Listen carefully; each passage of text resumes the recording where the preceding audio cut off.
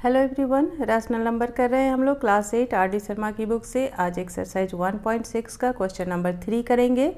इसके पहले हमने क्वेश्चन नंबर 1 और 2 कंप्लीट कर लिया है। आपको पता है कि एक्सरसाइज 1.6 करने से पहले हमने properties of multiplication of rational numbers किया था और उसी प्रॉपर्टीज़ पे रिलेटेड सारे आपके क्वेश्चंस हैं इस एक्सरसाइज 1.6 में।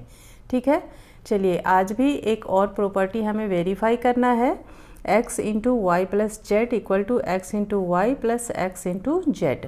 अगर आपको याद हो तो ये जो प्रॉपर्टी है इसका नाम है distributivity of multiplication over addition. ठीक है, मतलब आपके पास 3 रैशनल नंबर्स हैं और इसमें आपको मल्टीप्लिकेशन का काम भी करना है, एडिशन का काम भी करना है और वेरीफाई करना है कि जो इधर रिजल्ट आएगा वही रिजल्ट इधर भी आएगा।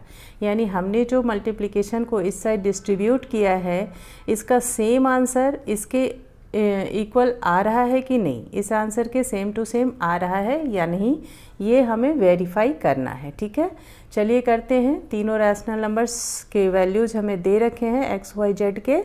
हम 1 बाई 1 करेंगे। पहले इस साइड को हम सॉल्व करते हैं, फिर इस साइड को सॉल्व करेंगे और देखते हैं कि दोनों इक्वल होता है या नहीं। तो x into Y plus Z लिखिए इधर और इसकी वैल्यू डाल दीजिए। x की वैल्यू है -3/7 इंटू यहाँ पे हो जाएगा 12/13 और प्लस -5/6। ठीक है, चलिए अब हम क्या करेंगे, पहले ब्रैकेट का काम करेंगे। तो इसको तो हम एज इट इज ऐसे ही लिख देंगे -3/7 इंटू यहाँ हो जाएगा आपका 13 6 जा 78 एलसीएम हो जाएगा। चूँकि डिनोमिनेटर डिफरेंट है तो हमें एलसीएम लेना पड़ेगा। एक कॉमन लाइन दोनों को कवर करते हुए हमने ड्रॉ कर दिया है और कॉमन डिनोमिनेटर के फॉर्म में हमने एलसीएम को लिख दिया है। ठीक है, अब 13 से आप जब इसको डिवाइड करेंगे तो कोसेंट आपके पास 6 आएगा।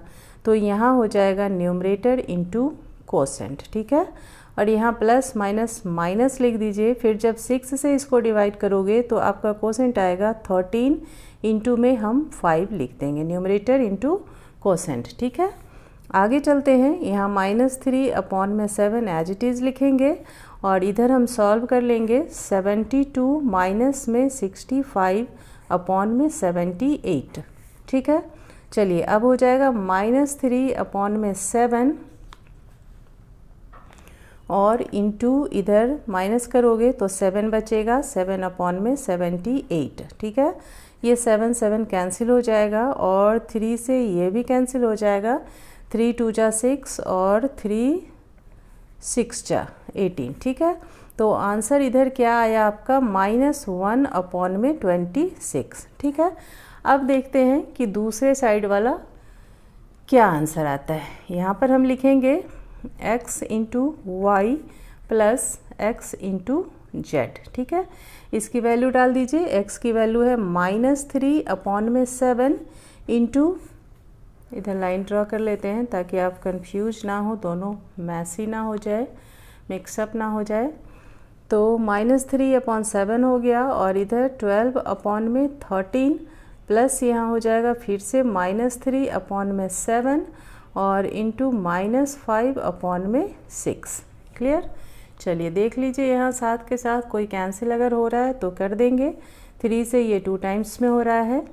इधर हमारा हो जाएगा 12 3 जा -36/91 और इधर माइनस माइनस प्लस और यहाँ भी प्लस है, यानी कि प्लस का 5/14।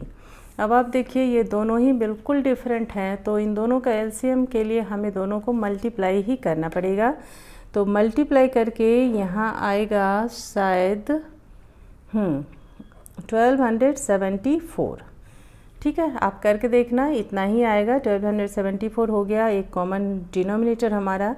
अब 91 से जब इसको डिवाइड करोगे तो 14 आएगा कोसेंट। तो हम यहाँ पे लिखेंगे -36 इंटू 14 और प्लस इधर जब इससे डिवाइड करेंगे तो कोसेंट आएगा 91।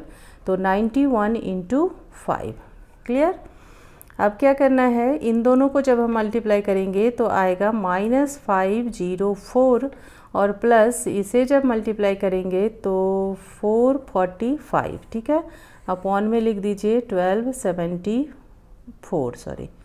4, ठीक है। आगे चलते हैं, इनको जब आप माइनस करोगे तो माइनस होके आपको मिलेगा माइनस का 49 और अपॉन में 12/7/4।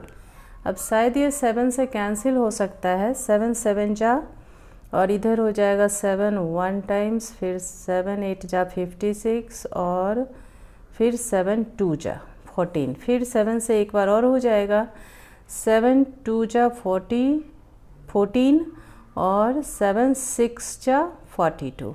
यानी कि आंसर क्या मिल गया हमें, -1 यहाँ बचेगा, माइनस का 1 अपॉन में 26। आपको ध्यान से देखिए, ये यही आंसर हमें इधर भी मिला था, ठीक है। तो ये आंसर और ये आंसर दोनों सेम है। इट मीन्स कि हमारी जो डिस्ट्रीब्यूटिविटी प्रॉपर्टी है over addition, multiplication over addition, वो वेरीफाई हो चुका है, ठीक है। चलिए नेक्स्ट क्वेश्चन की तरफ चलते हैं।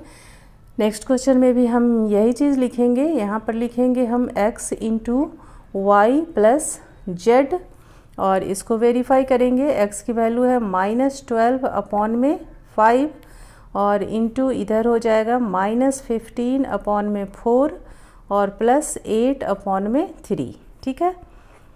चलिए सॉल्व कीजिए इसको। माइनस का 12 अपॉन में 5 और इंटू इधर हो जाएगा हमारे पास 12 हो जाएगा एलसीएम। अब जब आप 3 इससे मल्टीप्लाई डिवाइड करोगे तो 3 आएगा कोसेंट, तो 3 इंटू माइनस का 15 लिख दीजिए और प्लस इधर 4 आएगा कोसेंट, तो 4 इंटू 8 लिख दीजिए, ठीक है। चलिए इक्वल टू में क्या हो गया, 12 अपॉन में 5 हम एज इट इज़ लिखेंगे और इधर सॉल्व करेंगे। यहाँ पे हमारा आएगा माइनस का 45 और इधर हो जाएगा प्लस का 32 अपॉन में 12 और bracket close. Now -12 upon 5 into plus minus minus होगा तो माइनस का 7 बचेगा, ठीक है, माइनस का 7 और अपॉन में 12, ठीक है। अच्छा अभी आप देखो यहाँ पे 12 तो आपका कैंसिल हो जाएगा और यहाँ -1 और इंटू -7, तो ये प्लस का 7, ठीक है ना, बच गया हमारे पास प्लस का 7 अपॉन में 5। अब देखते हैं कि सेम आंसर इस साइड भी आता है या नहीं आरएचएस में, ठीक है। एलएचएस हमने कर लिया, आरएचएस करके देखते हैं। यहाँ पे होगा हमारा x इंटू वाई और प्लस में x इंटू जेड, यही है ना।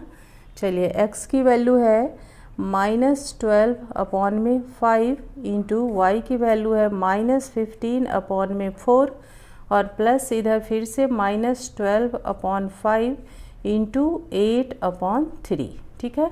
ये 3 से कैंसिल हो जाएगा 4 टाइम्स में और यहाँ ये 5 से कैंसिल हो जाएगा 3 टाइम्स में, 4 से ये कैंसिल हो जाएगा 3 टाइम्स में, -3 और -3 क्या बचा, प्लस का 9 अपॉन में 1 और इधर -4 8 जा 32, तो माइनस और प्लस माइनस ही होगा, तो यहाँ लिख देते हैं 32 अपॉन में 5।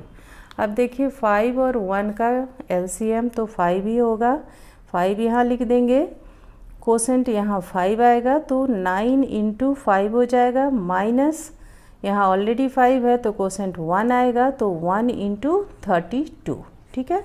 चलिए अब ये हो गया आपका 45 माइनस 32 अपॉन में 5, यानी कि आंसर क्या बचा हमारे पास 7 अपॉन 5। सेम आंसर है इधर भी, यहाँ देखिए, और सेम आंसर यहाँ भी है। मतलब कि यहाँ भी हमारी प्रॉपर्टी जो है डिस्ट्रीब्यूटिविटी की वो प्रूफ हो गई है, वेरीफाई हो गई है।